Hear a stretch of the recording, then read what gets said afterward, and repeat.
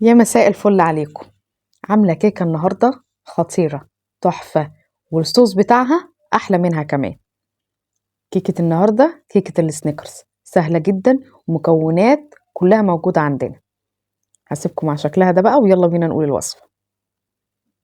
معايا البولة بتاعتي هنا، حطيت فيها كوباية زيت على سمنة، نصها زيت ونصها سمنة أو زبدة، كوباية سكر، بيضتين بدرجة حرارة الغرفة، كوباية وربع لبن، أنا زودت ربع كوباية تاني على اللي أنا حطيتها، وظرف من الفانيليا، ورشة من الخل.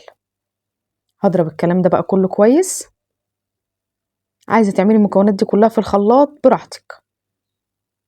خلاص ضربتهم كويس جدا. هنزل بقى عليهم بالمكونات الجافة بتاعتي، 3 كوبايات من الدقيق.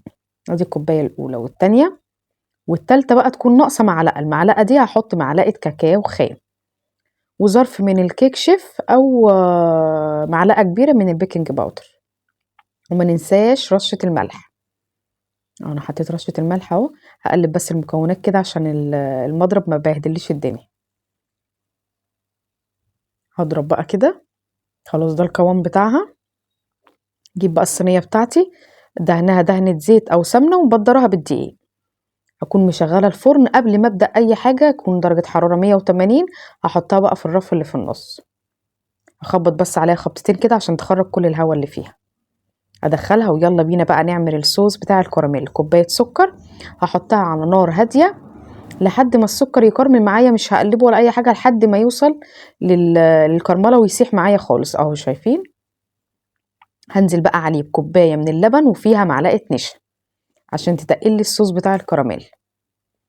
وخلي بالك وبالراحة جدا علشان صوص الكراميل بيبقى سخن جدا مولع نار. خلاص مجرد ما غلي تاني كده هنزل بمعلقة زبدة، وخلاص كده الصوص معانا خلص. هنزل بقى عليه بكوباية من السوداني، وبقى كده معانا أحلى صوص كراميل.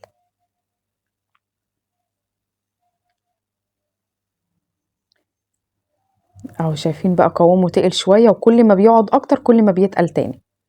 خلاص الكيكة بتاعتي طلعت، اختبرتها طلعت كويسة ما شاء الله، هشة وحلوة جدا.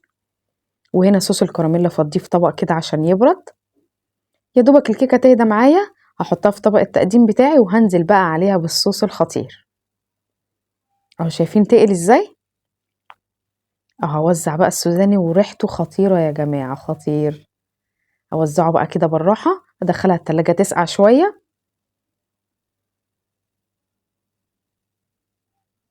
اهو ده شكلها لوحده حكاية. اهو هنا بقى خرجتها من التلاجة. هقطع بقى معاكم ونقدمها جنب كوباية بقى ايس شوكليت. دلوقتي الجو ده بيبقى حلو جدا في الهوت شوكليت او ايس شوكليت او كوباية قهوة، اللي يريحكم.